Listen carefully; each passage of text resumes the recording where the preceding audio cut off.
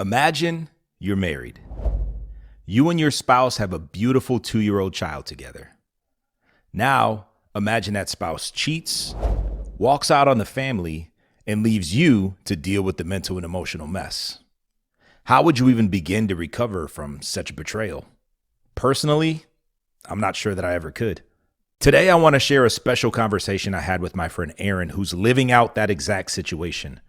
Her husband of 7 years left her for another woman.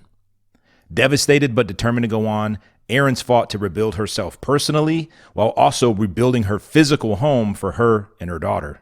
In the process of healing her hurt and anger, she's mastered tearing down old walls, fixing plumbing and electrical issues, and fortifying her home and self against future disasters.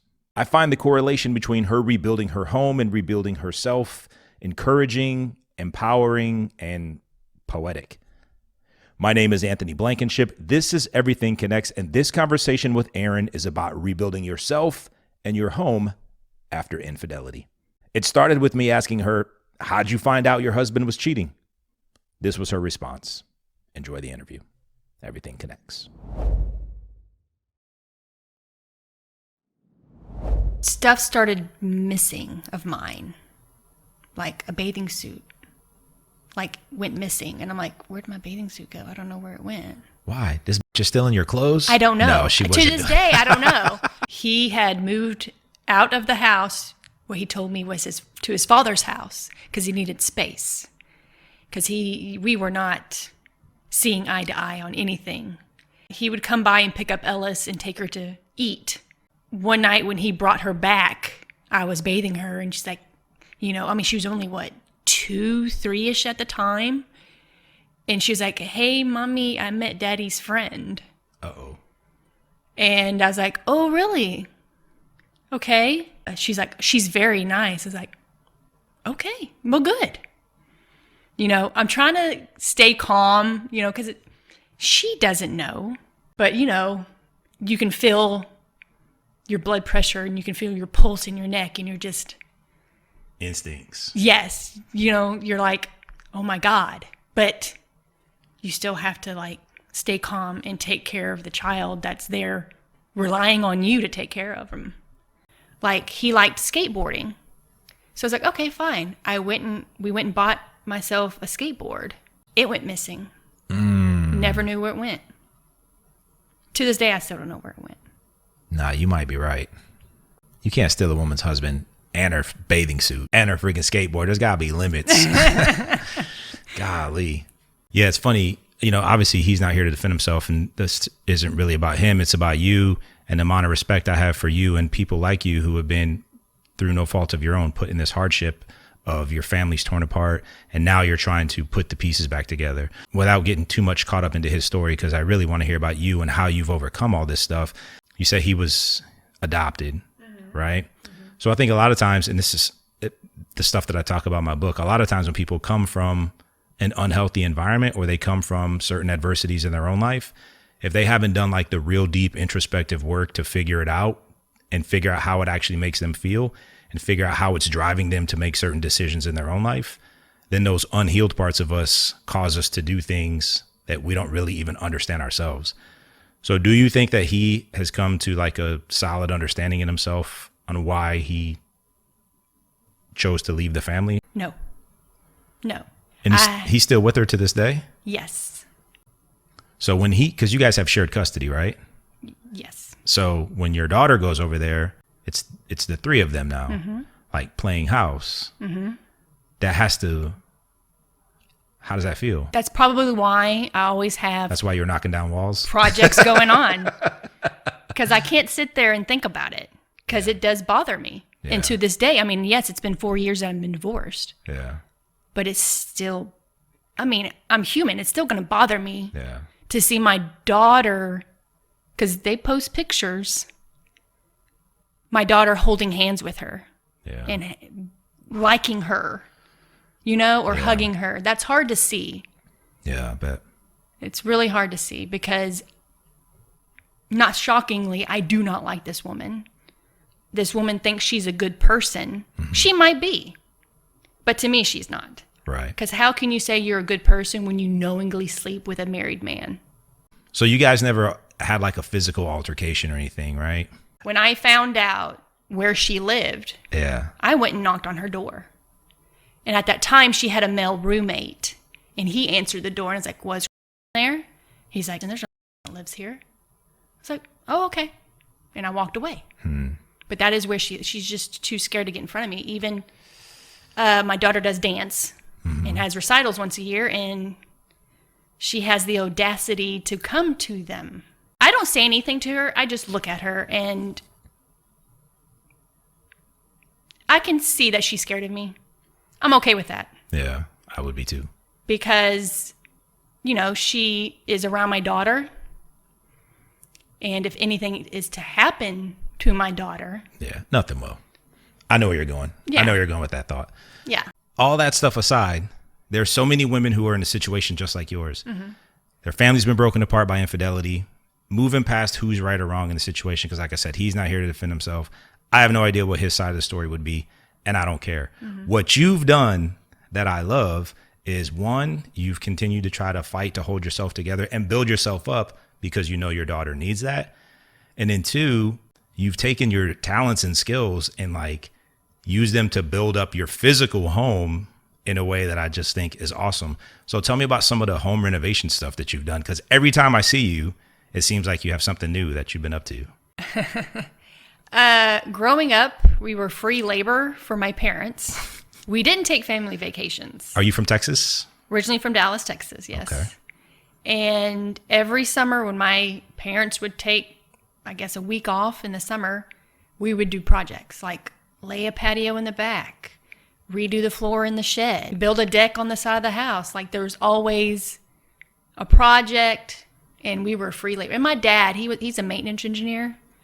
He did it for decades. Okay. So he knew how to do plumbing and electric, and, you know, he knows how to fix things. Yeah. So when I bought my house in 2019. This is after the split? After the split. Okay. Yes.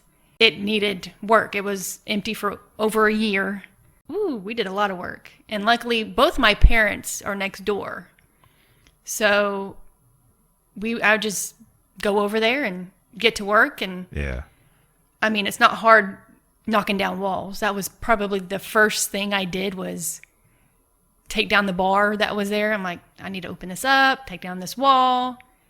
You know, demo's always the first thing, and that's the easiest and the best way to get frustrations out too. I bet there was a lot of therapeutic Oh, yeah.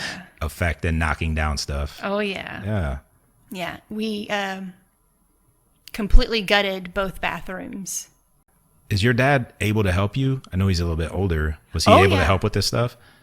Well, I mean, I did a lot of it on my own. Yeah. Because through all that I've been through, I've come to the realization that I don't rely on people.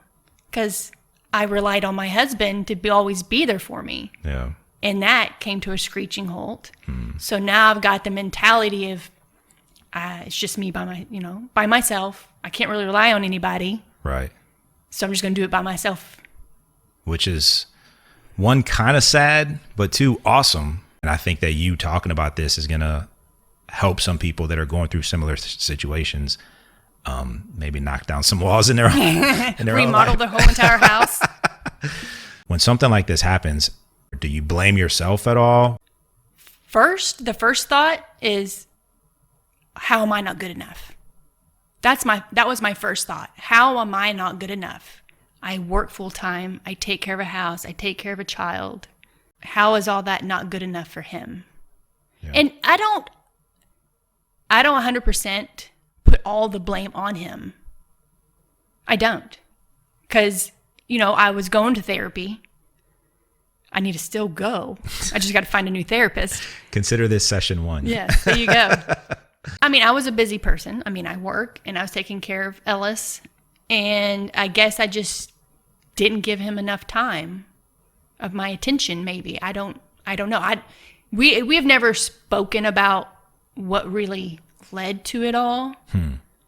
So let me make sure I have this right. You're together for 13 years. You're married for 7. You have a 2-year-old daughter.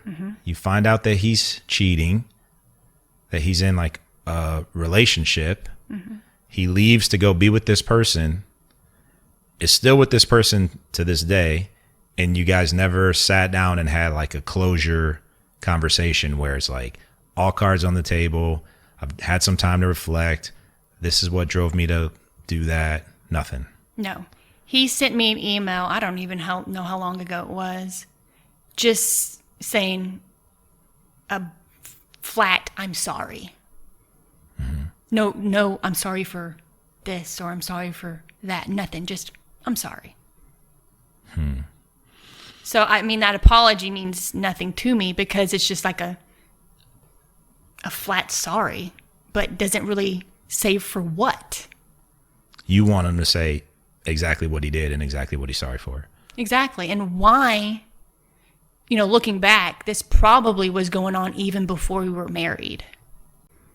I wonder why not at that point when it's all said and done, just say, hey, look, I fell in love with someone else. It's been going on for years. These things happen. He likes attention.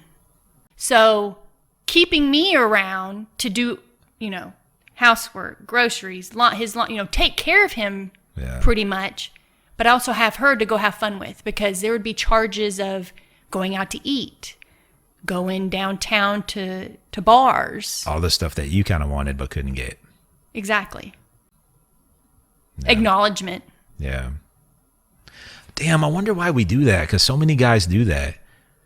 We have a wife who gives us everything of herself, who bears our freaking children, and then we get someone else and give them the stuff that the wife would kill for. What in the is wrong with us? Why did we do that? I was just talking to Sarah this morning about how there's so many different seasons in a relationship. Mm-hmm. Like we've been married for, it's about to be 21 years. There's so many different seasons. So I get the period of time where you're not going out all the time and whatnot, but you have to get back focused on the core part of the relationship. Like I always say, the kids were a byproduct of the relationship, not the relationship is a byproduct of us having children together. I think a lot of people end up getting that backwards and it sabotages a relationship. Do you think that had something to do with causing them to be like, I got to get out of here? Or you think he was cheating before that? He was cheating before that. Yeah. Because I'm going to tell you right now, if my wife did what you're describing to me, like I'd be a miserable person. Oh, I was at the beginning. Huh. Oh, I was. I was highly depressed to the point where I was not eating because you have that constant feeling of a rock in your stomach and you're not hungry. I mean, I was a skeleton. Yeah. And it was hard. No, there were many times I cried and just cried and just cried. Yeah. I don't think I've ever cried so much in my life than the moment when I figured out there's no going back. There's no going back. There's no going back. He comes over Christmas morning, and before Ellis wakes up for Christmas morning, we go upstairs and we have sex. I mean, we're married. We're still married. Still married, yeah. We're still married.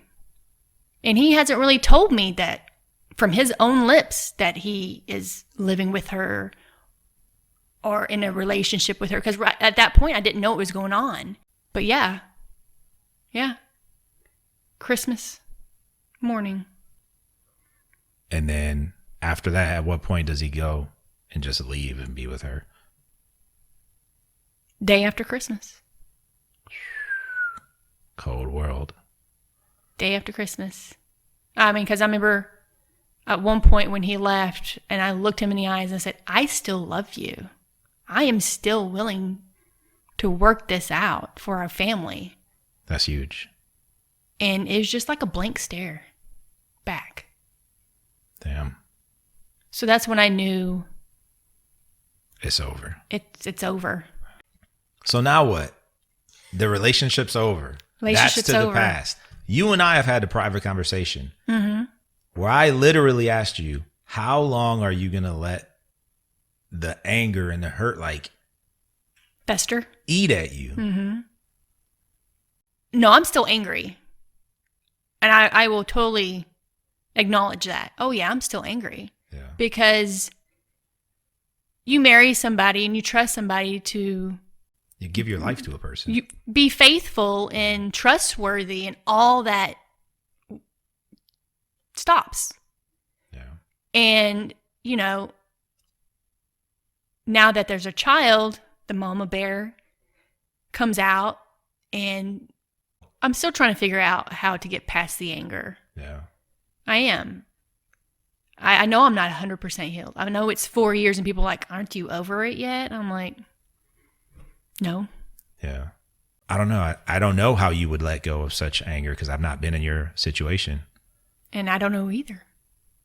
But one thing that, you know, to keep my mind off it all is just working, because my main goal, I have 5 acres, and my main goal is finishing my fencing, getting chicken coop, getting chickens. My daughter's always like, hey, I want a donkey. My daughter wants a horse. You know, there's lots of stuff that I want to accomplish. I'm a workaholic. I'll say it. I'm a workaholic. I will work from sun up to sundown. I've seen it. Yeah. So I know in my head what my goals are, and I'm going to reach those goals, even if it's just by myself. Right. Because I also know once I reach those goals, my daughter will also be happier too. Yeah. And I mean, really, like most parents, their main goal is being the best person you can be for your kids and having your kids be happy. That's true. So that is what I shoot for. I asked her before, what would you do ideally? And she said a homesteader. I don't even know what a homesteader is. I had to look it up. I would love to be a homesteader, which is living off the land, not relying on, see, there goes the whole relying on other people that I don't like, not having to rely on anybody. You don't even want to rely on HEB. No. That's how independent you are. Yes. I would love to, but that goes to raising your food and killing your food. Yeah. Another goal is to have a garden where I can grow, and I want a greenhouse so I can grow during the winter. But yes, I would love to be a homesteader. Huh. Could you kill an animal if you had to? Probably depends on what it was. A cow. Not one Too big. Well, I mean, no, people can do it. A chicken. Yeah. A pig. No. I see. Because too friendly. Well, pigs are smart, but they turn into pets. Yeah. And then they get names because I know my daughter's gonna name it. Yeah. And then, oh well, we're having Betsy for dinner. Like, that's hard. Betsy strips. Yeah. But that goes back to educating yourself on how to do it too. Yeah. Because if you stress the animal out before you kill him, it puts different hormones into the meat. That makes sense. So you have to trick it before you kill it. Yeah. Don't let them know you're coming. Yeah, like play with it. Right. I mean, you do plumbing type stuff. I do plumbing. What are you most proud of, and what do you find the most gratifying? What I'm probably most proud of is my bathroom, because I know what it looked like beforehand and what it looks like now. And that was probably, out of all the projects, the hardest. Because luckily it's kind of like a pier and beam, so I can get underneath the house to do the plumbing. Pier and beam. I don't know what that means. It's not a foundation. It's not a slab foundation. It's up on something. Up you can get on under blocks. it. Right. Okay. So I can get underneath it and redo the plumbing and move the plumbing where I needed it. And it goes back, my dad was there helping me because he's handy. We moved electrical too. I know what it looked like beforehand and what it looks like now. And that has to be probably the biggest transformation out of the whole entire house. Huh. Didn't you have something go on where your pipes broke also? The snowpocalypse, yes. 50 feet of my water line, because the water line is underneath the house. It was insulated, but not well enough for 5 degrees. Right. That weird 2020 storm that hit Texas. Yes. So 50 feet of my water line froze. So then I had to get under my house, cut out the 50 feet of water line and replace every bit of it. And then I went back, not knowing how this, how weather is. I went back and double insulated every inch of my water line underneath my house. And this is just you doing this. My dad, he can't fit underneath my house. He's a big dude. But he would push me the pipe or do this or do that. But he went under there for a little bit because there's one part I couldn't quite get. Yeah. He would shimmy underneath there and tighten something and fix that. I love the dynamics of this relationship. I got to tell you, your dad's probably more proud of you than you realize. Yeah, my dad's very quiet. Yeah. He's never been a talker. So Old school. very old school. Very old school. He's always been quiet. So, I guess he's proud of me. How do you do it, though? How do you bounce back? If someone's watching right now and go, how? How did you do it? Therapy, one. It helps because then you can really just let loose to someone who, yes, you're paying to listen, but someone who is there to listen. Yeah. And give you advice on how to get past it. But also, I had my sister. Yeah. She lives in Dallas, but she's a phone call away. She has told me before that she had never seen me that low. My parents would come and help. I mean... So therapy, family, people that care about you and love you, people willing to listen.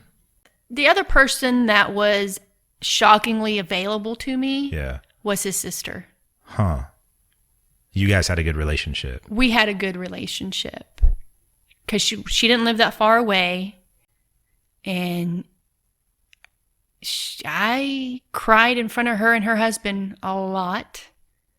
You know, how could this happen? Oh my God, you know. She was available for me to be able to talk to at that time. And right. Question. It's good. Go ahead. Feel free. Yeah, feel free. Well, I want to know, do you want to date? Do you want a new relationship? Or is it What's next with love? what's next with love? Is the pain and the hurt still too vivid that you're not ready for that? Somewhat, I think. It's just, you know, trying to work and then take care of Ellis. And, you know, I have her in, you know, dance and tutoring and counseling. And we live 40 minutes away from where she schools and I work. Yeah. So trying to fit all that in. Right. Where do I fit in the time to actually go date? Right. Because every other weekend when he has custody of her, I'm usually at home doing the projects. Because my daughter, you know, like most kids, want their parents' attention. Yeah. So she won't let me go out and do work and, you know, being out there for hours on end like I need to be. Right. She's like, Mom, come play Barbies with me. Okay. So. But you wouldn't rule out getting married again, potentially. I feel like I would not get married again because of the amount of work that I put in to come back to where I am today. Right. Why risk it? Why risk it? But you're coming from a much more enlightened place now. You know what is real and you know what a red flag looks like. You know what standards you'll accept. Yeah. If someone's able to come and bring nothing but healthy positivity, who knows? Who knows? Where can guys email you or text you, Erin, if they want to? Nowhere. Just trying to find the time of dating. Yeah. Is what's the hardest, I guess. And probably putting myself out there, being vulnerable again. Sure. I don't want to put myself back out there, I guess, either. Plus, you have such a young daughter. Like I said, there are seasons for things, right? Mm-hmm. There'll be a season in your life where it just feels natural and you'll be like, okay, this is the time. Another thing is if you have so much unresolved anger and whatnot from the last relationship, it's not going to work out in the next one. It's not a good time to start a new one. How to help Ellis not have trust issues with men? I have her in counseling because she might not feel comfortable talking to me about if she has a problem with her father. That way she has a way to talk and not have that, ooh, mom against dad type of dynamic going on. How do you help her see the standards of what a normal, healthy, and happy relationship looks like? Well, I look, guess it's another freaking thing on your plate, right? yes. Help heal yourself, work your ass off, put your whole home back together, do all these renovations, take care of her mentally, emotionally, physically, get her to school, get her to extra stuff, get her to extracurricular, get her to dance. And on top of that, model a healthy and happy relationship for her without being in one.